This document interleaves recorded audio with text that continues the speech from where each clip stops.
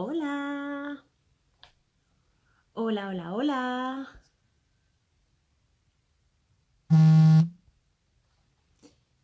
Buenos días, buenas tardes, buenas noches, desde donde nos estéis viendo, cuando nos estéis viendo.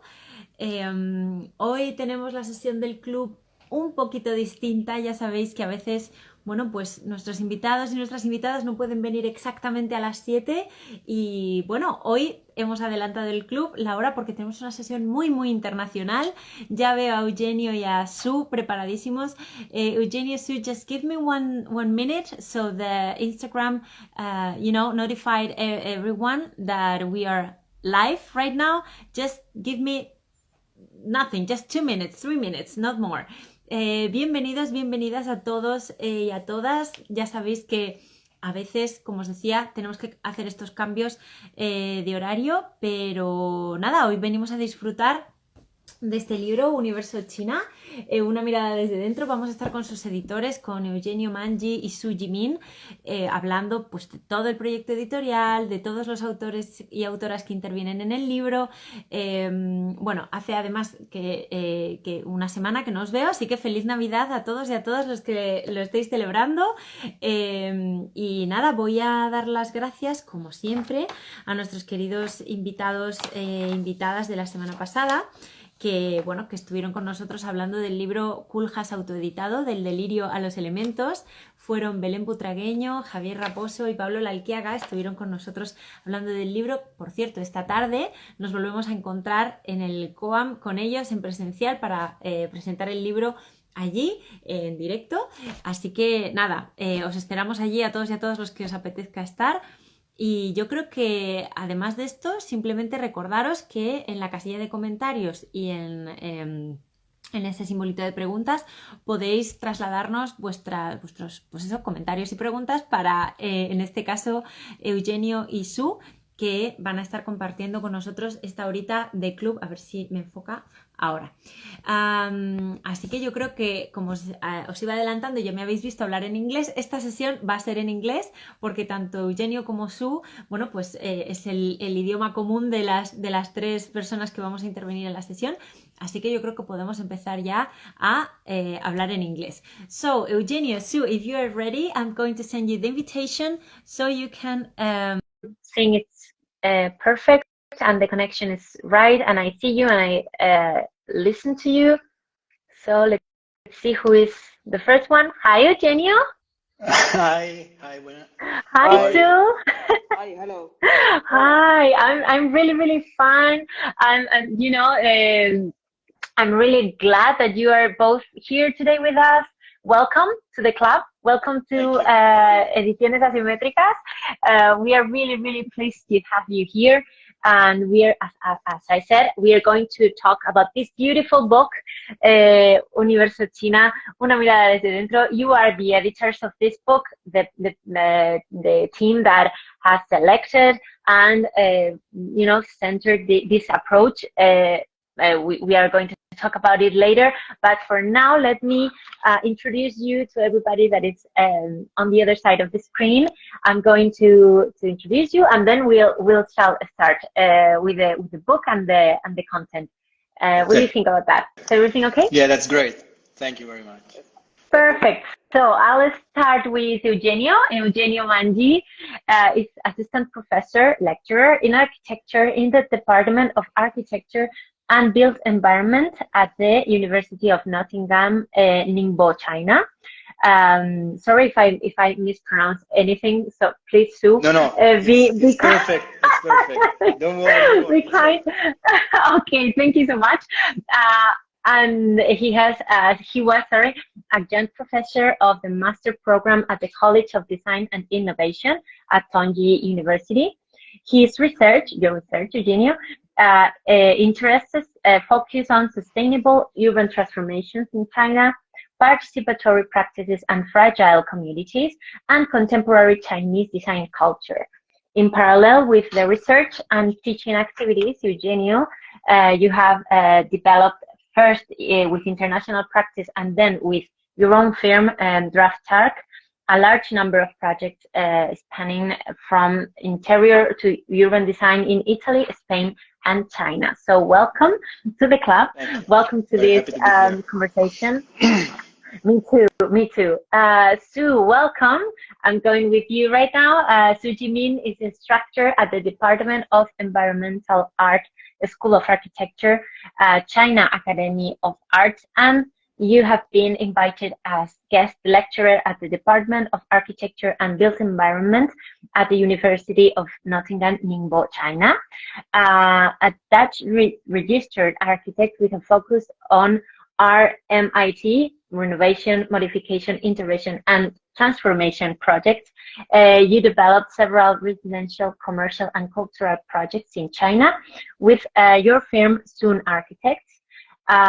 Your teaching records are included in the anthology Environment as Form, China Architecture and Building Press as publishing as the Publishing House, while your project and essay Living in Possibilities, a House of Quadrangle has been recently published on Archiposition. So welcome, Sue, to this conversation, to this book launching, because this is a book launching indeed. We have not launched this just digital, but we have not launched it on live. But I'm really glad you both can share this this time, this hour with us, and explain this beautiful project that is Universo China, una mirada desde dentro. Is on the series of Poliédrica that we have in collaboration with la Universidad Politécnica de Cataluña. Is the series number 12. So we are really glad to have you here. I don't know who wants to start, who's going to take the initiative, but what is that we have here? What is Universo China? Eugenio, Sue, who is going to start? I will take the ball. Don't worry. Perfect. I will take the ball. Perfect. But first of all, let me thank very much. First of all, Ediciones Asimétricas, because you have been with us for 3 years. Because we started this project. I mean, the first, let's say, ideas about the project started to come out in, if I'm not wrong, in October 2020. I mean, in these 3 years, it has been a very long journey. I mean, and sometimes with some difficulties, but in the end, I'm very happy to see the final product, let's say. Final result. We have it. We have it here. Yeah, we don't have it still, but we are waiting for it. You don't have it yet. Yes, no, I'm so sorry about that. You don't have it yet, but I promise they are on their way. So yeah, I know. No, it takes always a long time to get the books here, so from overseas. So don't worry.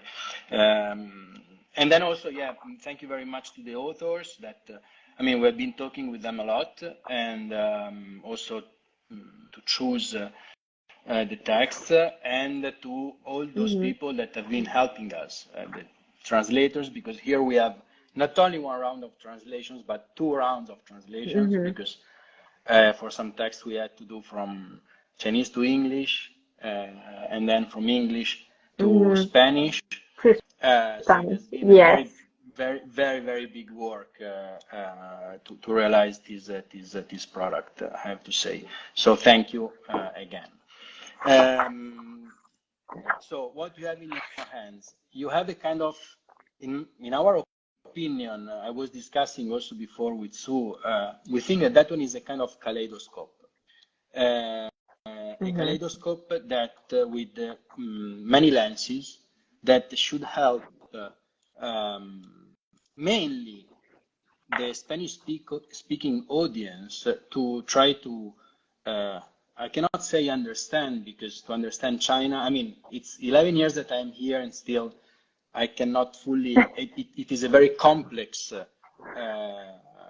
reality, but at least to understand some parts of it through the lens of architecture, let's say, to be right through the lens of architecture.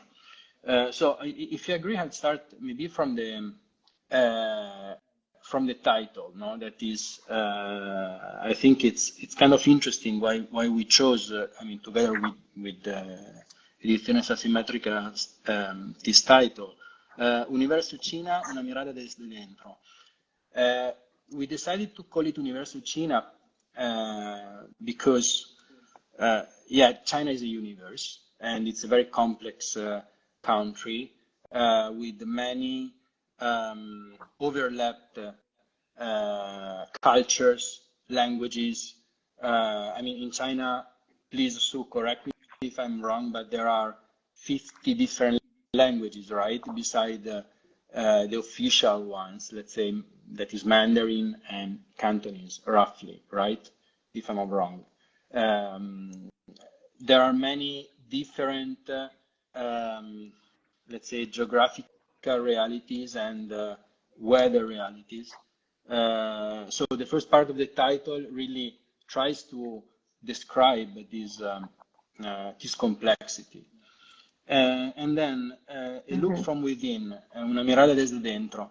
But this part of the title, I think it has two meanings. On one side, at that time, it was COVID time, and we were, I mean, China had a very strict rules in terms of COVID, and we were really, in a way, locked inside. It is a giant country.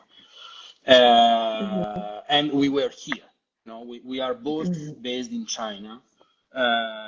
So we are really inside of the country. And then also, and this is the other, let's say, meaning, is that all the authors are Chinese authors. And in fact, this was a very clear, let's say, choice for us Yes. to have only authors that come from China, let's say. So this is roughly the, let's say, the reasons behind this this title. If you agree, I'd like to go on maybe explaining a little bit more about the structure of the book and the selection of the authors and so on. Of course. Okay, so first of all, in terms of structure, we decided to adopt a double tone that was it was inspired by another book that was always talking about Chinese architecture. So a tone that is more academic on one side, with some texts, for example, the text by Yingzhou, by Zhu Tao, and by Peng Nu, that are more academic in a way. And then another that is a more informal and subjective tone. So where the authors, in a way, bring their own personal experiences in terms of design, but also sometimes even life experiences, like, for example, in the case of the text of Liu Jiakun. So another kind of narrative that is more subjective, more personal in a way. So these are roughly the double tones that we decided to adopt in choosing the authors. Then, behind the choice of the authors, we also have many other criteria. For example, we decided to choose authors that were either scholars or practitioners, or even both. Like, for example, in the case of Zhu Tao. Why? Because we wanted to try to embrace a large audience on one side, and on the other side also we wanted to affirm, like, the fact that we cannot talk about architecture without architects, in our opinion, and about projects. So, in a way, to establish a kind of this disciplinary position, if we can call it, because unluckily, I mean, at least in the academia, it's happening more and more that we talk about architecture without talking about projects, and this one maybe it's not really the right position, at least for us, because we have. I mean, Sue is currently practicing. I was a practitioner before, but we both think that practice is for sure an important part of the discipline, let's say. Then I don't know. I don't want to maybe talk too much. So if you would like to add anything, maybe Sue, maybe Sue can give us your perspective. Yeah, thank you very much, Maria and Eugenio. Okay, I think about the selection of the articles. There are basically two criteria in hand. The first one is the articles or the practice or projects mentioned in the writings of architecture provide a unique perspective on the themes that we proposed. We proposed the three themes, which is entangled in all the articles, which is the tradition, the culture, and city. So all the articles and the projects has the entangled axis embedded in them. That's the first criteria. And they also, the second is they also provide a extended context by the writing in the intersections of historical, socio-economic, and political investigations. That's the second thing. And the third thing is, as Eugenio mentioned, the multi-backgrounds, let's say, the scholars, practitioner, and both, to render a more comprehensive image for our readers, and to let's say to provide for the multi-background audience, because the target audience can be scholars, can be practitioners, can be students, can be cinephiles, all kinds of backgrounds. So we provide multi-backgrounds also here. And then we, as Eugenio mentioned, the dual narration, which is one is the more personal point of view, and the other more academic point of view. And also we consider the multi-sources of the articles, although they are the first time that they are published in Spanish, but many of them has been published before. So what are the sources of these articles? We also want to diversify it. So some are from a book chapter, and some, for example, in Joe's chapter is from a book chapter, and some are from design magazines, and one of them is from a very, let's say, very avant-garde in that time design magazine, which is Liu Jiakun's. Yes. And some are from scientific journals, and some from, there's one of Zhang Jiajing is from his personal diary that he published online as his personal blog. So the multi sources, let's say. Then each article has tackled the different intersections of the themes. Then they also spend the content span different span of time, which provide also a very important, let's say, the historical background of the era. And some points we have differentiated them a little bit. For example, Pu Miao and Dong Yugan, the main narration is based on an ancient culture. Let's say that the time is to the ancient time. Well, at the same time, Dong Yugan, his project is located in the rural area, and the time that he practiced this project is also the time that our government is transferring the focus from the urban area to the rural area, and there's Yes. also a rural project. So so the time span, we have also a consideration. Then the geographical distribution of the authors and also the Yes. selected projects has a coverage of different perspectives of the territory of China. Let's say they cover all the natural geographical 3 steps of China, and they are along the 3 main rivers of China, and they tackle the 4 main cultural geographic areas, like Jiangnan, Lingnan, Yanzhao, Bashu. These are cultural areas in China. Then they also covered different hierarchies of authorities.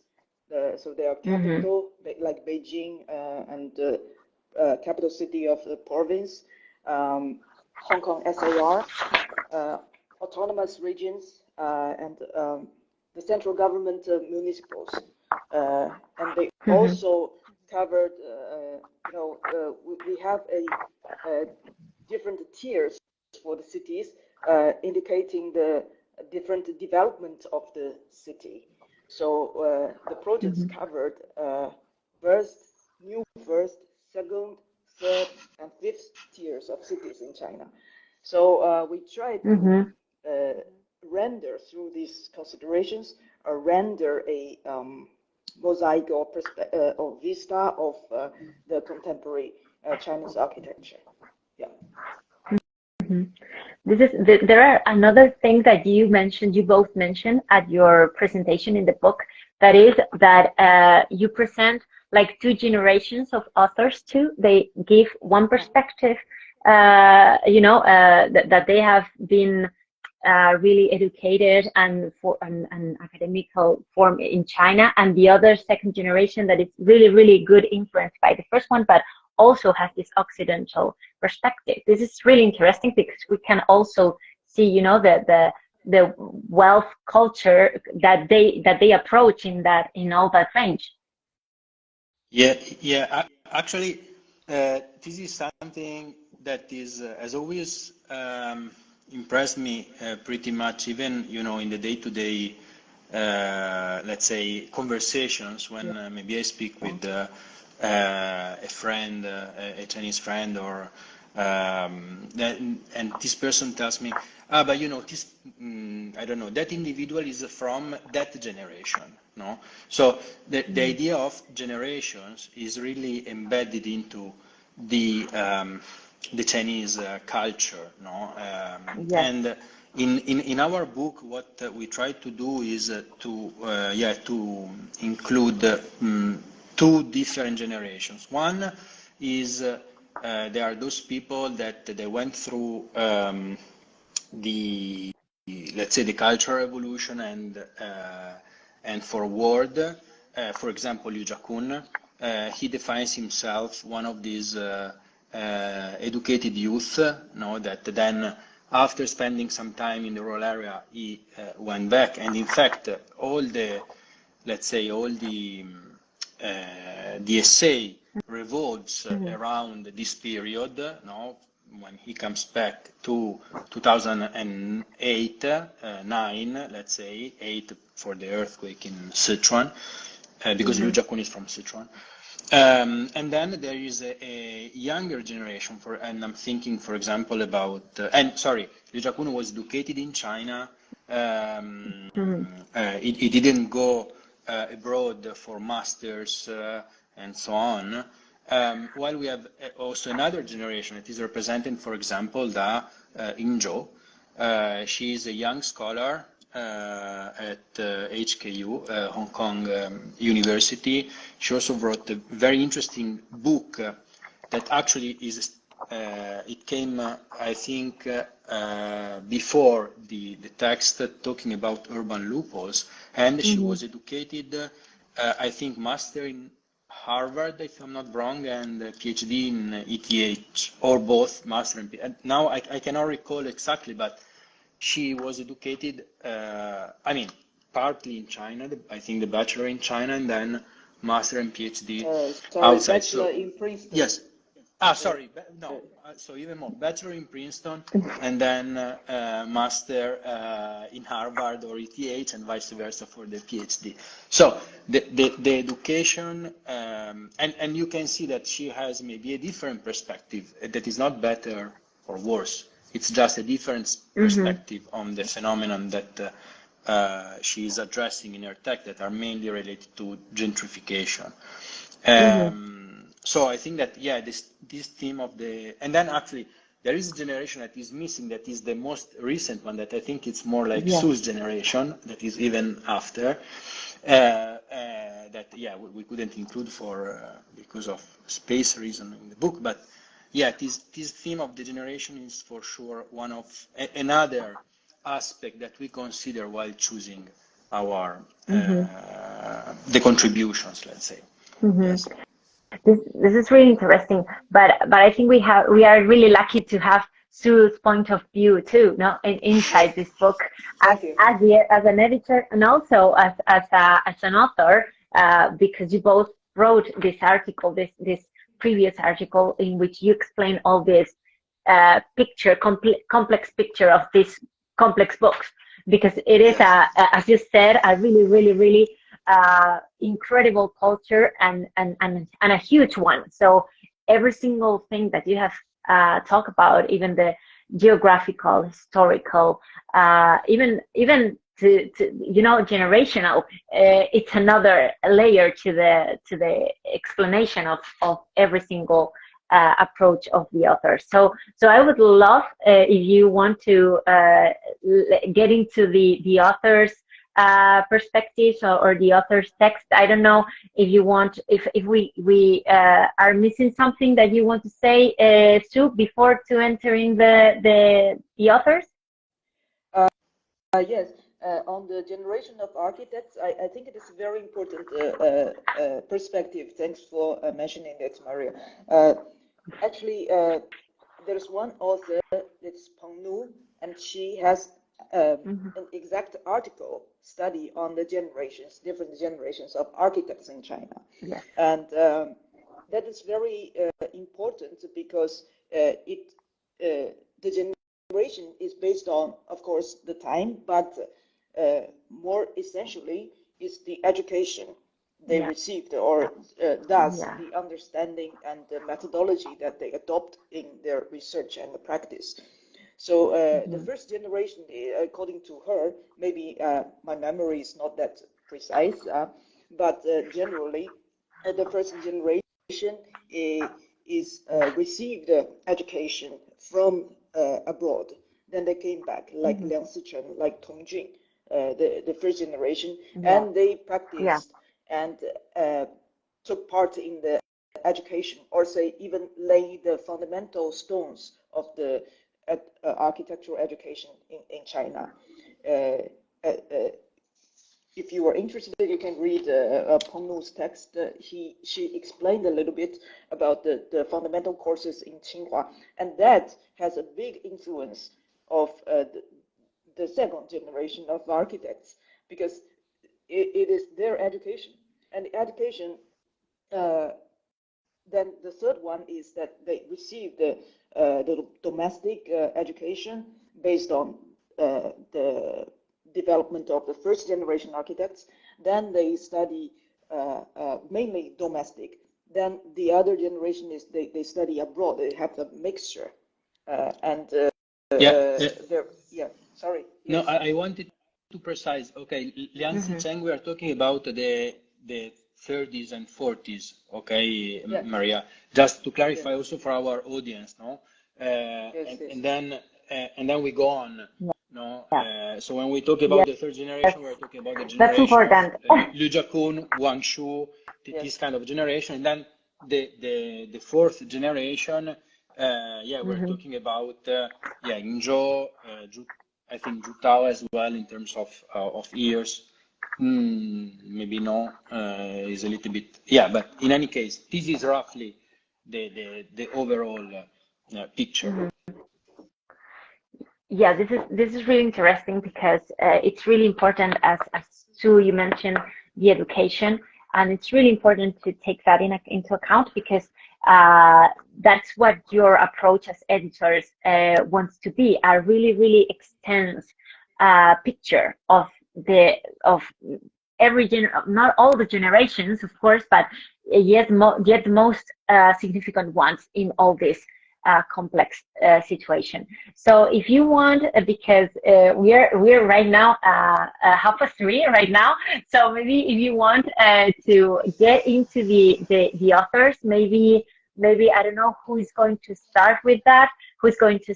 Are you going to go at the order that we presented in the book, or you are going to change that? I think that we can. I mean, I have no problem. I think that I can start, and maybe we don't go with the order of the book. What do you think, so? Or you Okay. prefer to go Oh, in that way? no.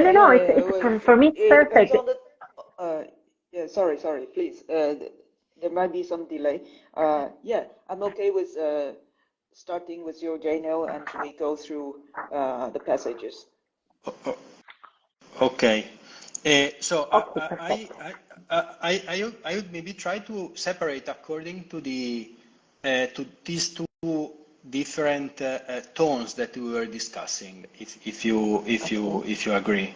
So Perfect. in this way, maybe it's a little bit more constant. Then in reality, the table of context has been designed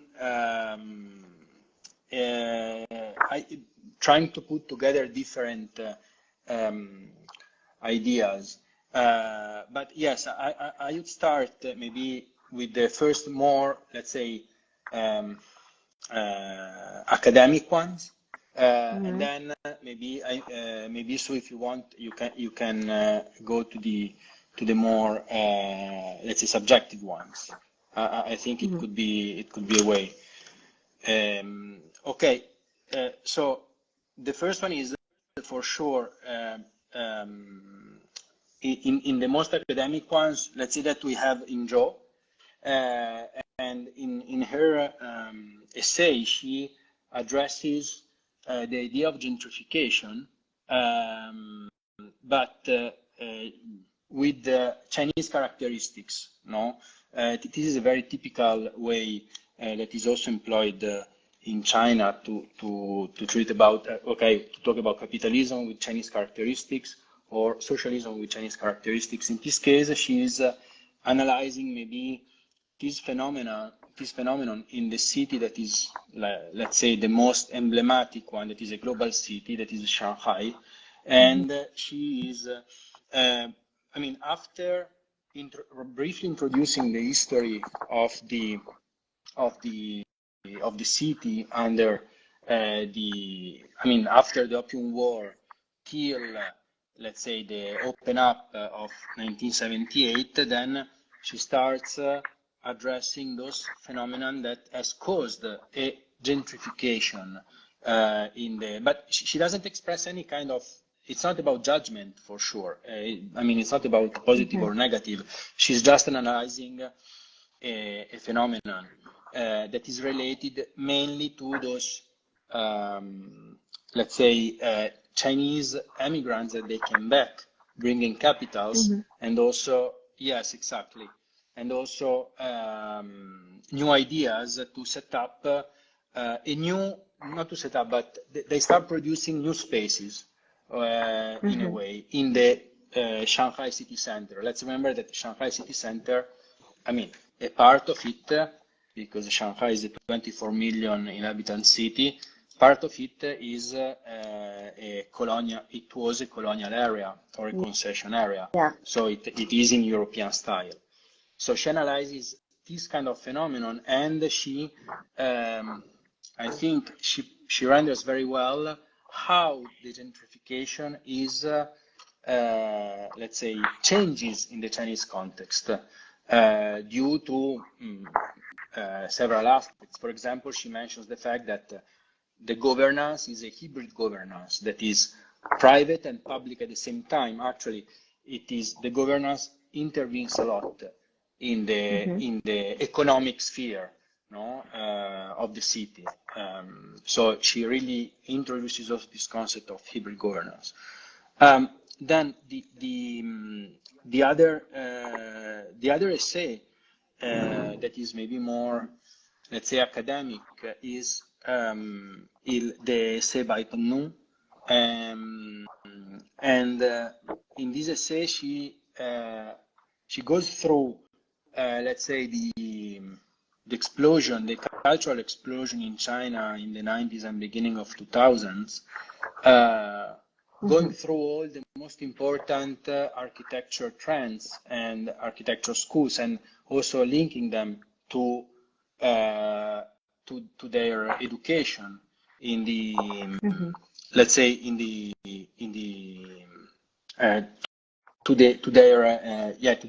these architects to their education. So what are the backgrounds that are that brought to the design of let's say what are the backgrounds of these designers? Eugenio, I'm going Yes. to stop you right now because I think Sue is just having problems with the connection. I cannot see her properly right now. Right now. Yes, that's perfect now. Yes, Okay. yes. Okay, Okay, now let's we can. continue, Eugenio. Thank you. I'm sorry. Okay. No, I'd like to leave my word also to Sue about Pengnu, because actually she proposed the Pengnu, and she knows it. She knows her. I mean, kind of personally. So please, if you wanna go on, Sue, on this on Pengnu. Oh yeah, yeah. Oh yes. Well, I think the reason why I propose Punu this article, one is about because of the topic that she's writing about, is the contemporary experimental architecture in China, and you know the key figures of that movement. Sorry to mention, I have to mention that the time of the article was 2002, and the content of the article, the time is about the early 90s to the early 2000s. And the difficulty of writing this article that Pumnu faced is that she has to write a history that is occurring. So, Yep. So the methodology she adapted here is also very interesting, that she understood it as a mosaic, and the benefit of it is we see the variety of the activities and thoughts, and she covered both the theoretical discourses and their practices. And it's worth mentioning that the figures that she mentioned that days, which was marginalized in that period, they became very dominant figures today. For example, Wang Shu, Liu Jiakun, Yong Ho Zhang. These are the key figures of today's Chinese architecture vista. So that makes this article very relevant. And in this article, she very carefully and clearly lists out the discourses firsthand from the interview they have with them. And also, there are many avant-garde, I say avant-garde doesn't mean the Western avant-garde, that means experimental architecture projects in China, and some of them are disappeared now.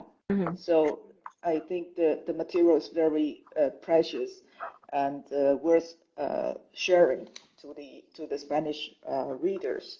Okay, the article itself, I think, is also worth. Maybe I can expand a little bit here. The first of all, yes, she. Of course. Okay. The first of all, she clarified, let's say, give the clarification of the Chinese contemporary experimental architecture, and she explained the experimentality of it. For example, the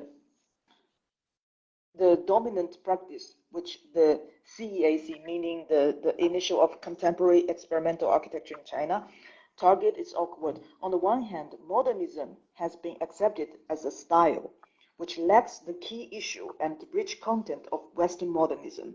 On the other, it is a mix of commercialism and all new types of Western architectural thoughts.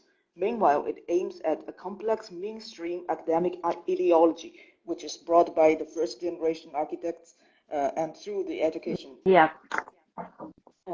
From the end of 1920s, modernist architecture landed in terms of international style, but its natural developing process was interrupted in the 1950s. The basic content of the architectural education back in the 1980s, and that lasts till today, was designed on the Beaux-Arts approach that was introduced from US and France by the first generation of Chinese architects in the 1920s and 30s, coupled with the academic system imported from the Soviet Union, which similarly was molded on Beaux-Arts model and later integrated with the foundation courses of modern architecture, such as 2- and 3-dimensional compositions. So he also explained the context of what the experimentality is. And in the following paragraph that she listed out, she retrospected all the symbolic events in the development of the experimental architecture. And here you see the names of the key figures at that time and the events. Then she clarified the 3 themes of the, let's say, the experiments.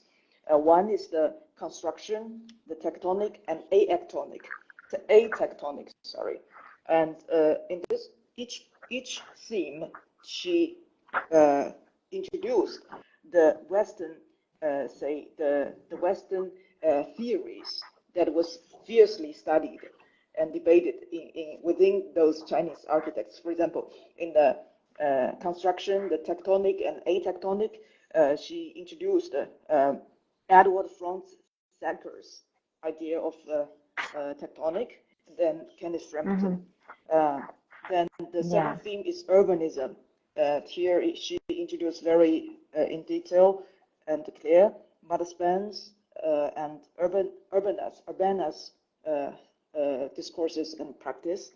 Then the regionality architecture. She introduced Zonis, Frampton, then examined the Liu Jiakun's discourse and practice. Then the concept architecture, which is less known now. I think even for me, it's a little bit difficult to find the sources. It's Li Juchuan and Wang Jiahao. Yeah, I think it renders the background of the figures that we know, and it's very, in my point of view, very valuable material to read. Yeah. Yeah, this is really interesting. Yeah, maybe Eugenio, I don't know if you... I'm so sorry. I think there is a little delay in our listening, but I can see you and I can hear you perfectly. So Eugenio, I think you're going to move on the next author. Yes. Okay. Now, if possible, since Sue has mentioned it, I would like to go to maybe to the other, let's say, kind of tone that is the more personal one. And please allow me to introduce the second last author, that is Zhang Jiajing, because Zhang Jiajing maybe is not very well known outside of the let's say the borders of China, but in his text that is the history, La Historia del House Chatting, he actually explains a research that he and his office they were developing to, let's say, about social housing. Okay, here I need to do. I mean, there are many themes in this book that it's difficult to address all of all of them. But I have to introduce a small topic that is this one. In China, social housing is not like at least it was not like we used to think in Europe. It is a different. It was different, and actually. Zhang Jiajing was one of the first ones that started to design a social housing project in China. Actually, not only was among the first ones, but it was also maybe the first private architect to set up a company in Shanghai in 1996 or 1997, I think, soon after graduation. I think that is essay is very interesting because in a way, I mean, beside let's say developing, explaining the development of this research about let's say minimal unit of dueling is also in a way explaining about his background and why he landed doing social housing. Because at that time, as I said, none of the important Chinese designers, or let's say renowned Chinese designers, wanted to do social housing. Now, for example, it has just been opened a project by MAD that is a very famous of social housing. So now it's starting, and there was a news today about the fact that in Shanghai they want to open, they are working on 18 projects of social housing as well. So now it's getting more and more traction, is the concept of social housing as we imagine it. And what Zhang Jiajing say, I'd like to read a short part where he explains where he got his, let's say, sensibility in working with housing and what he learned at the beginning of his career. El estudio durante la época inmobiliaria fue indispensable para mi desarrollo posterior. Esta etapa me expuso a todo lo que está fuera de la arquitectura académica, incluida la ciudad, la sociedad, el mercado, el marketing, la ingeniería, la política, etc. Cuando la mayor parte de mis compañeros de clase eran estudiantes de posgrado o estudiaban en el extranjero, yo ya había saltado al mar de la propiedad inmobiliaria que estaba a punto de crecer sin conocimiento, a dónde podría llegar, pero echándole solo coraje. Mientras que algunos de mis compañeros con los mejores másters podían estar estudiando en la facultad, la escuela infantil de Van Eyck, o alabando la Viena de Adolf Loos o leyendo la arquitectura de la ciudad de Rossi, yo estaba calculando urgentemente el FAR por las noches y diseñando en estilo neoclásico. So I think that this is very interesting, no? It's interesting the fact that in the end he let's say started to do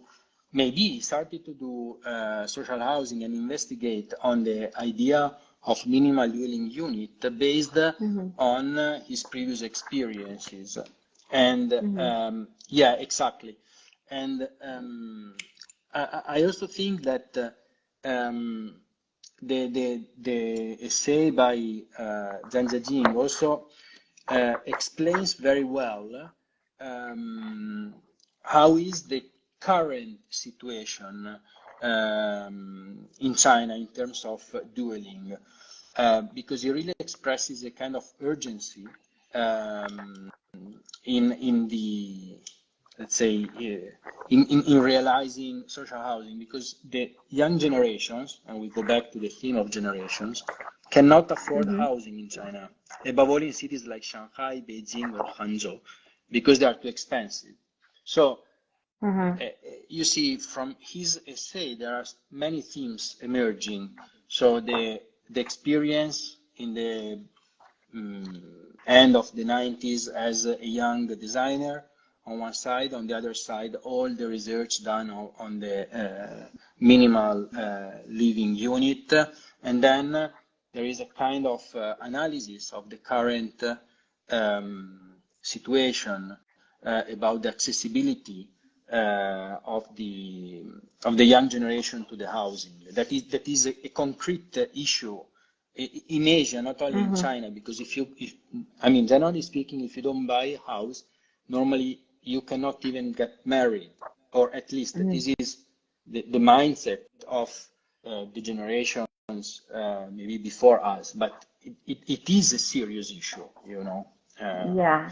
So Yeah, I think that this one is it's very really interesting. connected, not the social meaning and the architectural meaning of all this, well, an economical one, no?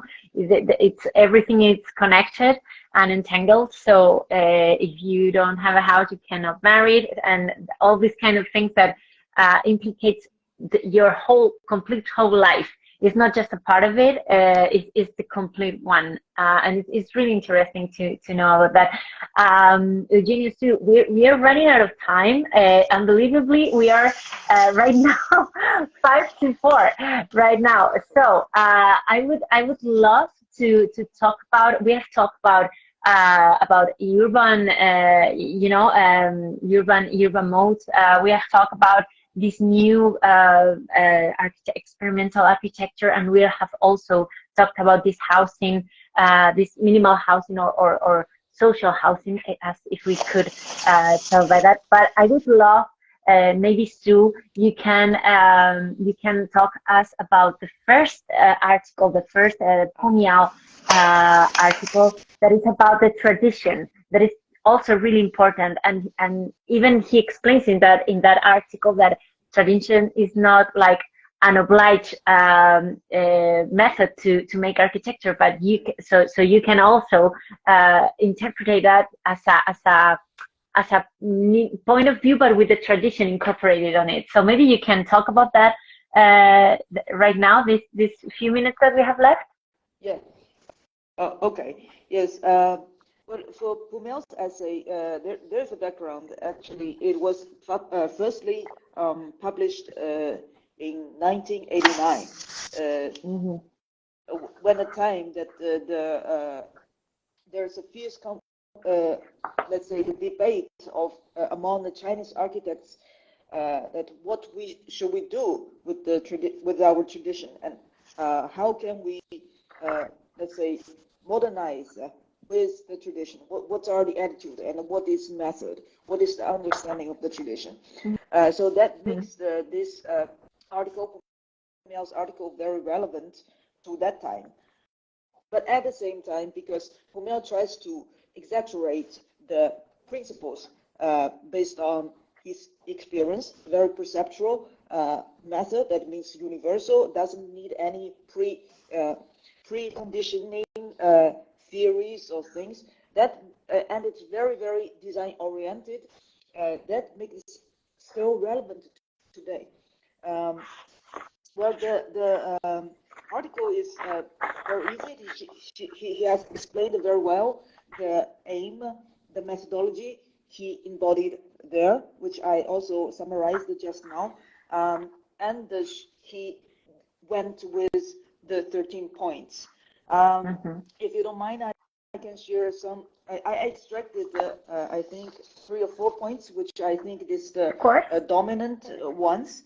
I can share with you. And he also mentioned that he placed the order of the points in the hierarchy, with the former ones more in control of the overall situation.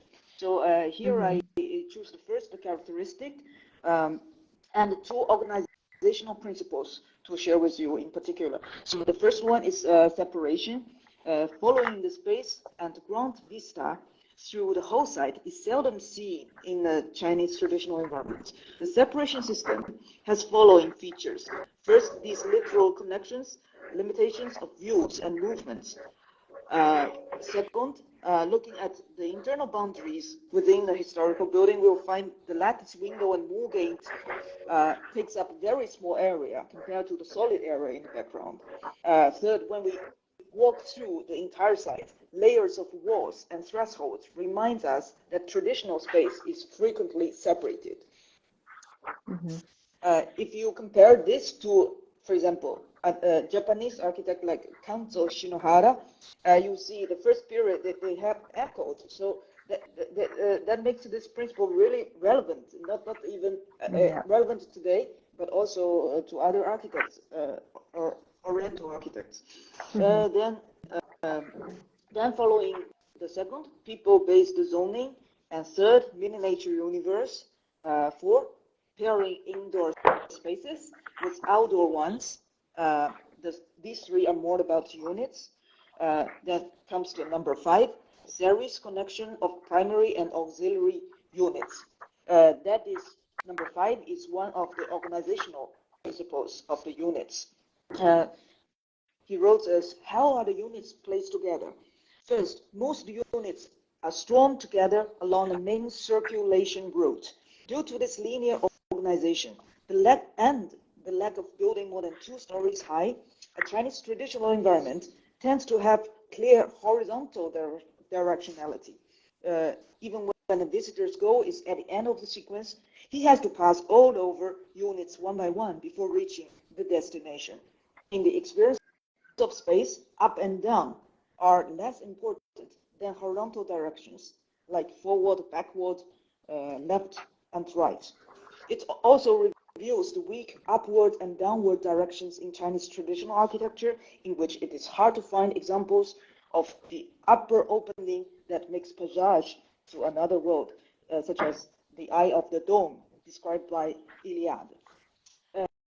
Then continuing the horizontality or linearity to this horizontality to the public space in particular, he wrote the 6th principle, linear public space. Then another organizational principle which goes deeper from the massing layout to the units, to the building elements, interior and decoration is the number 7, joined rather than fused connection. And here he also compared the Chinese model with the Western model, European model and Islamic model.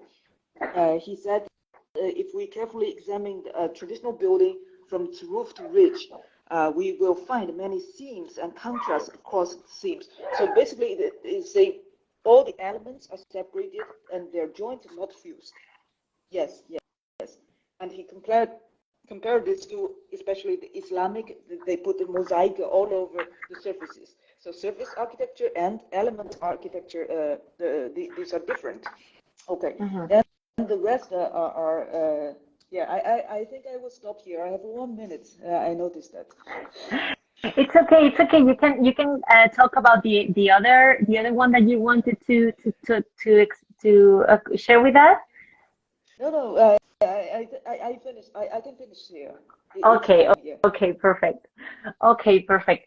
Indeed, we have run out of time. Completely run out of time. But I think maybe we can plan another session and finish the other authors that we didn't talk about, because I think this project is so complex, so wonderful, that maybe we can write an email between us, and let's make another session possible, so we can approach all the 3 authors or 4 authors that we have left.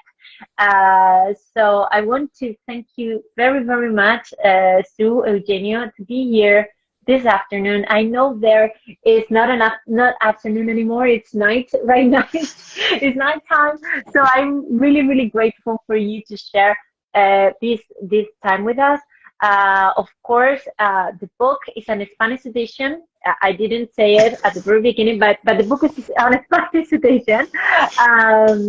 It's available, of course, at our website. Of course it is. But please, please, please go to the bookshops. They are our friends, our companions in this adventure of making books. And I want, right now that it's Christmas time and everybody's, making presents and gifts and everything, it's a very, very perfect time to go and visit them. And of course, take this gorgeous and magnificent book, created, edited by Yimin and Eugenio Mangi. Thank you so much. We're going to, of course, be grateful with all the authors of the book. I'm not going to read them because I think I'm going to mispronounce all their names, so I don't want to offend anyone, but I want to thank all of them to participate in this book, to make all this work complete, and of course, a wonderful path to make this book. Of course, Eugenio, Sue, I'm really, really grateful for your work here. Of course, to the Universidad Politécnica de Catalunya, all the team at the Poliedrica collection series, and of course, Benedetta Tagliabue for the beautiful, beautiful preface that she, generously gave to us. Of course, the translators, as Eugenio said at the very beginning, or Sue, I don't remember who told about that.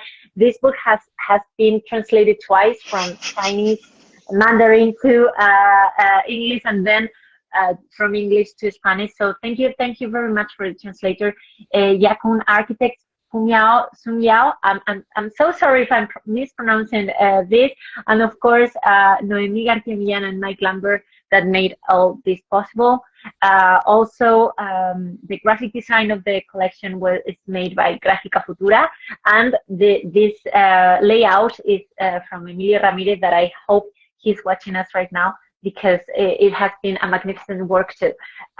Sue, Eugenio, thank you so much. Thank you for I think we shall. Thank you for being here with us. I think we definitely have to make another session for the rest of for the other part of the book. So maybe on January we will have them here again. Thank you so much. See you really soon. And I just wanted to say that the next week we are going to have a little bit of holiday. It's New Year's, so we are going to take the next week for a little, rest. But the following week, we are going to be back here with more club, more architecture, more books, more everything. And I really hope we can arrange a new club with Sue and with Eugenio to talk about all the authors that we have left here. Again, thank you so much. Happy New Year to everybody here. Feliz año. Thank you very much. Happy New Year, and see you really soon. Bye. Thank you so much. Bye. Bye.